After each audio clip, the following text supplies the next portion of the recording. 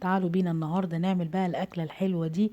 مش لازم يعني نعمل السجق بالطريقة المعتادة اللي هي متشوحة كده بالفلفل وخلاص زي المحلات. الطريقة دي هتعجبكم جدا، وبصراحة رهيبة رهيبة رهيبة. ولو عايزة تكمليها كمان ممكن تحطيها في طاجن وعلى وشها جبنة موتزاريلا وتحطيها في الفرن، هتبقى حاجة تانية خالص. تعالى بقى أقول لكم أهم المكونات اللي بتديها الطعم. أول حاجة الشبت. فعلا الشبت بينقلها لحتة تانية خالص، لا بقدونس ولا كزبرة. فعلا الشبت ده في أكلاته جميل جدا جدا، مع صوصات مع حاجات كتير قوي. الواحد ما كانش بيستخدمه زمان الأول، وكان بيستسهل البقدونس الكزبرة، لكن الشبت طلع بينقل الأكلات ساعات في حتة تانية خالص. هتجيبي حزمة كبيرة كده حلوة أو حزمتين وتقطعيهم زي ما أنا قطعتهم كده. وبعد كده بتجيبي بقى 3 4 فلفل كده، عندك الوان ماشي، عندك رومي عادي ماشي، مش مشكله. المهم ايه، فلفل حامي يا ريت، بتدي طعم حلو طبعا، والشطشطه بتاعتها. فانا استكفيت هنا، جبت تلات قرون فلفل رومي، وهجيب كمان قرن واحد فلفل حراق عشان الحاجه ما تبقاش مشطشطه جامد. ولو ما عندكيش فلفل حار ممكن تحطي شطه طبعا لو انت حابه، بس عشان الولاد ممكن ما تكتريش. بعد ما قطعت الفلفل الرومي بعد الشبت، جبت اهي الفلفلايه الحاميه، ورحت مقطعاها قطع صغيره. طبعا لما وصلت للبذور ما قدرتش طبعا اكمل، عشان البذور دي برضو بتدي الحاجه تبقى حراقه قوي. وبعد كده جبت كمان 3 4 طماطميات صغيرين، وبرضو قطعتهم مكعبات صغيره كده كويس جدا. بعد كده ركنت كل ده وجبت بقى السجق بتاعي. تاني حاجة بعد الشبت، انا بالنسبة لي انك تجيبي سجق من مكان يكون كويس، مدي طعم حلو. ساعات بيبقى في ناس بيعملوا السجق كله بهارات، فبيأثر على طعم الأكلة، بتحسي ان انتي الأكلة في حاجة غلط فيها.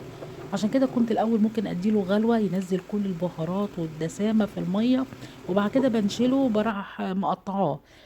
لكن بعد كده لما جبت نوع كويس بقيت اجيبه ما بينزلش دسم كتير، وبصراحة كان حلو جدا. اول حاجة بقى بعد ما قطعت كل ده، جبت طاسة فيها زيت، حبة زيت صغيرين. والتاني مكون بيدي طعم بعد الشبت هو اللية. فعلا اللية دي رهيبة رهيبة رهيبة، بتدي طعم الأكلات بجد يعني فوق الخيال.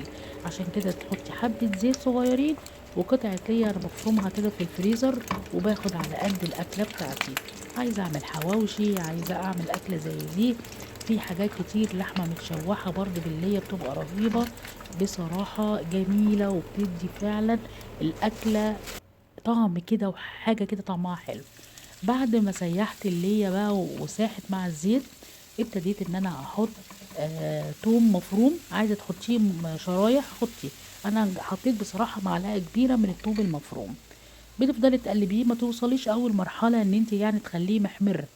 وبعد كده بتشوحيها وبتنزلي بقى بالحاجة اللي قطعتيها واحدة ورا واحدة كده، يا دوبك تقلبتين في كل حاجة. نزلت الشبت الأول، وبعد كده المرحلة اللي بعدها الفلفل، وبعد كده الطماطم. الريحة أصلا وانتي بتعملي جميلة جدا. على فكرة أنا ما حطيتش بصل، الأكلة دي أحلى من إن تحطي بصل. يعني الطريقة دي هتعجبكم، خفيفة قوي. بعد كده حطيت بقى مع الشبت الفلفل، ودوبك تشويحتين يا دوبك حاجة تدبل، وتنزلي بعد كده بالطماطم اللي انا قطعتها. جربوها، انا واثقة انها تعجبكم جدا جدا.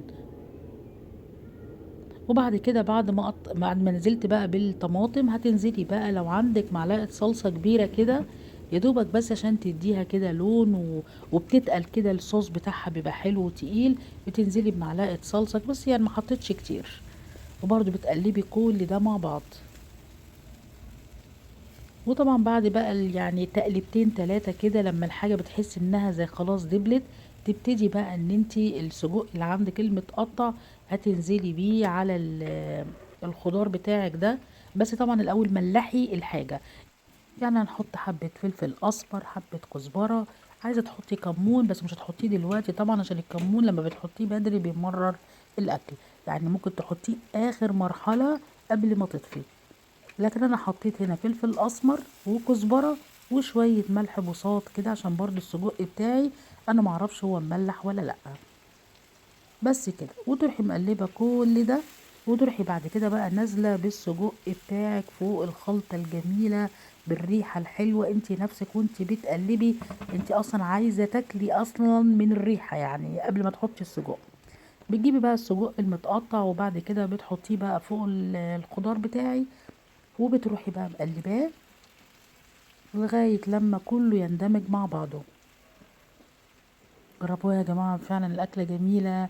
يعني أنا اتعلمتها من بابايا الله يرحمه، كان بيعملها لنا ويعملها لنا في طاجن كده في الفرن، كانت رهيبة. بس طبعا ما كانش الأول فيه بقى الجبنة الموتزاريلا والحاجات دي كلها، فكنا بس بنحطها كده. أنا حطيت هنا شوية مية صغيرين علشان ما تنشفش مني، ووطي بقى على البوتاجاز لغاية لما السجق يشرب من الخلطة دي كلها. بصوا حتى شربت خالص المية ازاي. بتروحي بقى يعني بصي لغاية لما كله يندمج مع بعض. في المرحلة دي لو عايزة تحطيها في الفرن وتحطي جبنة موتزاريلا يا دوبك الجبنة تسيح على الوش في طاجن ممكن. مش عايزة وتستكفي بس بالسوا بالطريقة دي، بتغرفيها في طبق بالمنظر ده. ويا سلام بقى لو يعني تسلقي بطاطس وتعمليها بطاطس بيوريه كده جنب الأكلة دي مع حبة سلطة، بجد حاجة كده رهيبة رهيبة بجد. انا لازم تجربوها لان هتعجبكم جدا. بس اهم حاجة امشوا بالخطوات، واهم حاجة اللية والشبت يا جماعة، هم دول اللي بينقلوها لحتة تانية خالص. وبالهنا والشفا.